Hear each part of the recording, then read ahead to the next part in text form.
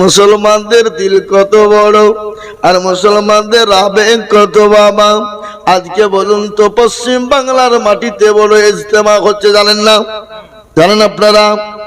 আজকে রিপোর্ট শুক্রবারের দিন, জুম্মার দিন 2 কোটির উপর লোক পার হয়ে গেছে।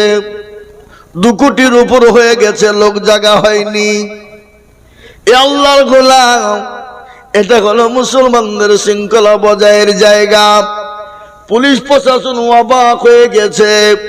ও আল্লাহ, 2 কোটি 2.5 কোটি লোকের ভিতরে, এত লোকের ভিতরে কাউকে দেখলাম না কাউকে একটা শালা বলে গালি দিতে, কাউকে একটা দেখলাম না কাউকে ধাক্কা নিয়ে ফেলে দিতে, কাউকে দেখলাম না কাউকে কারোর সঙ্গে জবরদস্তি তর্ক বিতর্ক করতে।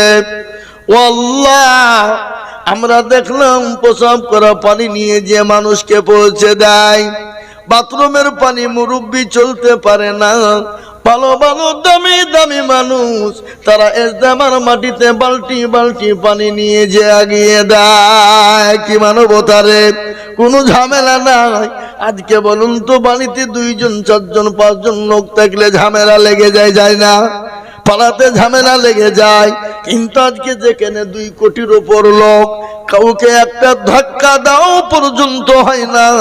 এটা হলো মুসলমানদের আবেগ, এটাই হলো ইসলাম।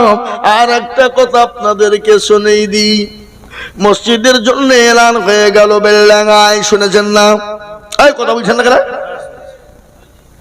এলান কে বলছে 80 কোটি, কে বলছে 1 কোটি, কে বলছে 1 লাখ, কে বলছে 5 লাখ, কেউ বলছে 100 গাড়ি ইট, কেউ বলছে 50 গাড়ি বালু, কেউ বলছে 200 কুইন্টাল রড, কেউ বলছে ইট লিব না।